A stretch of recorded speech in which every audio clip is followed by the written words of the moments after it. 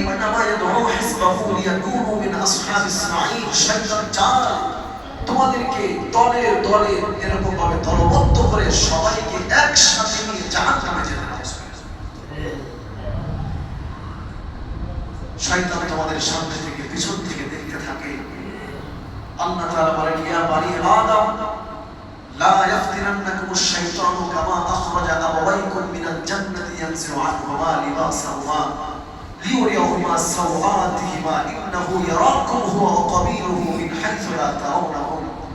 শয়তান তোমাদের এমন শত্রু, যেমন ভাবে শত্রু ছিল তোমার মা বাবার, অর্থাৎ তোমার বাবা আদম, তোমার মা হাওয়া, তাদের যেমন ভাবে শত্রু হয়েছিল, কেমন ভাবে শত্রুতা করলো, তাদের কাপড় টেনে ধরেছিল, কাপড় টেনে ধরে উলঙ্গ করেছিল, যাতে করে তারা দুইজন অপকর্মের ভিতরে, খারাপ কাজের ভিতরে লিপ্ত হয়ে যায়।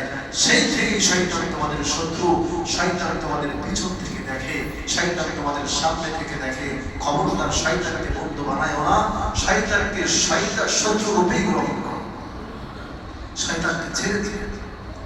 শয়তানকে ছেড়ে দেওয়ার সঙ্গে সঙ্গে রমজানুল মুবারক আমাদেরকে দিলেন কি, আর আমাদের শুরু হয়ে যাবে সঙ্গে সঙ্গে শুরু হয়ে যাবে মুসলমানদের মন্ত্রামি, মুসলমানদের শয়তানি, মুসলমানদের মাঝে আড্ডা, মুসলমানদের মদ্যপান, মুসলমানদের নিশাপান, হেবাপান, বাবাপান, যা আছে সব শুরু হয়ে যাবে।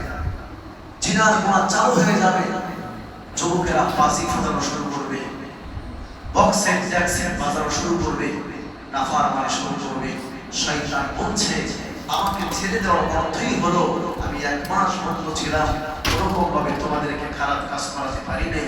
টুটা ফাটা রমজান মাসে আমল করছো, 2-4 রাকাত নামাজ আদায় করছো, 2-4টা রোজা রাখছো, তোমার এই আমল নিয়ে আমি তোমাকে ঈদগাহে যাইতে দিব, আমি তার করতে পারি, তার আগেই তোমার সব শেষ করে দেব।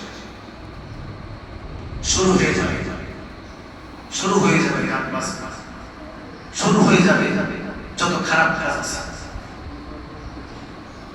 যত বাজি ফাটানো আছে। আল্লাহ রাব্বুল আলামিন নবীজি সাল্লাল্লাহু আলাইহি ওয়াসাল্লাম যখন মদিনার মধ্যে গেলেন, যাওয়ার পরে দেখলেন তারা ফুর্তি করে, তারা 2টা দিন বেছে নিয়েছে, তারা গান বাজনা করে, ফুর্তি করে। নবীজি জিজ্ঞেস করলেন, তোমরা এই দিনে গান বাজনা ফুর্তি করো কেন? তখন তারা বলে, কুন্না নালুকুম, আমরা এই দিনে অনেক খেলাধুলা করতাম, এটা হলো আমাদের আনন্দের দিন, ঈদের দিন। রাসূল কারীম সাল্লাল্লাহু আলাইহি ওয়াসাল্লাম বললেন, তোমরা এইগুলা ছেড়ে দাও, এগুলা করো না। আল্লাহ রাব্বুল আলামিন তোমাদের জন্য আবদাল্লাকুম, তোমাদের জন্য পরিবর্তন করে 2টা ঈদের দিন দিয়েছে, আনন্দের দিন। আল্লাহ তাআলা দিয়েছে। সুবহানাল্লাহ। আল্লাহ, একটা হলো ঈদুল আযহা, আর একটা হলো ঈদুল ফিতর। তোমাদেরকে 2টা দিন আল্লাহ রাব্বুল আলামিন দিলেন, তোমরা এই কাজগুলো ছেড়ে দিয়ে ওই দিনগুলোকে তোমরা উদযাপন করো, তোমরা ওই দিন আনন্দ ফুর্তি করো। তাহলে ঈদের দিন হচ্ছে আনন্দের দিন, ঈদের দিন আনন্দের দিন, আনন্দের দিন। আনন্দ বলতে কি মানুষ এটা বোঝায় যে গান বাজনা করতে হবে, মদ পান করতে হবে, নেশা করতে হবে, জম্মের মতো যত নামাকি আছে খাইতে হবে, জিনা করতে হবে, গান বাজনা করতে হবে, এটাই কি আনন্দের দিন? যদি এটাই আনন্দের দিন হইতো তাহলে রাসূল সাল্লাল্লাহু আলাইহি ওয়াসাল্লাম কেন পরিবর্তন করলেন? তাহলে আগেই তো ছিল, এই আনন্দের দিন তো আগেই ছিল, আগেই তো তারা গান বাজনা করতো, আগেই তো তারা মদ্যপান করতো, নাচানাচি গানের ব্যবস্থা করতো। তাহলে আল্লাহ রাসূল এসে পরিবর্তন করলেন কেন? আল্লাহ রাসূল এসে আল্লাহ রাব্বুল আলামিন যেইভাবে আনন্দের কথা বললেন, ওইভাবে আনন্দের করার কথা আল্লাহ রাব্বুল আলামিন বলেছেন। এই কারণে সব তোমরা ছেড়ে দাও। আনন্দ করতে হলে আল্লাহ রাসূল সাল্লাল্লাহু আলাইহি ওয়াসাল্লাম, আল্লাহ রাব্বুল আলামিন ঈদের দিন যেইভাবে পালন করতে বলছেন ওইভাবে করো। যদি এটার নামে আনন্দ হইলে তাহলে তো পরিবর্তন করার কোনো দরকার ছিল। মানুষেরা একদিনই সব রমজানের যত যা কিছু আছে সব শেষ। হাড়ি মানুষ যে অ্যান্টিবায়োটিক খায়, ওষুধ খায়, কিছুদিন তো দম থাকে, কিছুদিন তার অবশ্যই কাজ করে, দম থাকে। আর মানুষ তুমি কি তাকওয়ার অ্যান্টিবায়োটিক খাইলা, তোমার 24 ঘন্টাও পার হয় না, তুমি পাপের কাজে লিপ্ত হয়ে যাবে। তার মানে রমজানের শিক্ষা আমরা একটাও নিতে পারি না, তাকওয়া অর্জন করতে পারি নাই। রাসূল কারীম সাল্লাল্লাহু আলাইহি ওয়াসাল্লাম বলেন, যে রমজান পাওয়ার পরেও যে তাকওয়া অর্জন করতে পারে নাই, জীবনের গুনাহ মাফ করাইতে পারে নাই, পর কবলে আমি হিদায়াত আল্লাহ। ও যেমনি খুশি করতে থাক, ও ইহুদি হয়ে মরুক অথবা খ্রিস্টান হয়ে মরুক, পর কবলে আমি হিদায়াত দেয়। আল্লাহ রাব্বুল আলামিন বললেন, কয় না, পাপের পথে ফিরে না গিয়ে কি করো, রমজান মোবারকে আমি তোমাদেরকে বহু গুণ আমল বৃদ্ধি করে দিয়েছি। যদিও আমি তোমাদেরকে প্রত্যেকটা আমল 10 গুণ ধরি, তারপরেও তোমরা 30টা রোজা রাখছো। 30টা রোজা রাখার পরে 1 মাস রোজা রাখার পরে তোমাদের সর্বপ্রথম যে আমলটা আছে, শাওয়াল মাস শুরু হয়ে যাবে। শাওয়াল মাসের আর বাকি 6টা রোজা করো। কয়টা রোজা করো? 6টা রোজা করো। 6টা রোজা করো। তোমাদের কারোর দ্বারাই সম্ভব না তোমরা সারা বছর রোজা রাখবে। সারা বছর রোজা রাখবে, এটা কারোর দ্বারাই সম্ভব না। তবে হ্যাঁ, কেউ যদি চায় যে আমি সারা বছর রোজার ইবাদতের সওয়াব আল্লাহ যেন আমাকে দেয়, তাহলে রাসূল করিম সাল্লাল্লাহু আলাইহি ওয়াসাল্লাম বলেন, তোমরা একটি মাস রোজা রাখার পরে শাওয়াল মাসের 6 রোজা করো।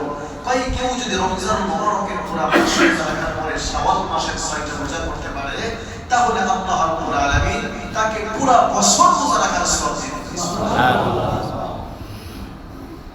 এই জন্য শাওয়াল মাসের রোজা আদায় করো। শাওয়াল মাসের 6টা রোজা আমরা পালন করব।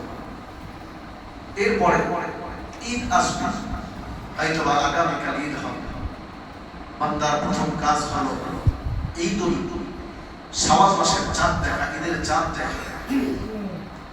ঈদের চাঁদ দেখা সুন্নাত। ঈদের চাঁদ দেখতে হবে, তালাশ করতে হবে, দেখা যাক বা না যাক।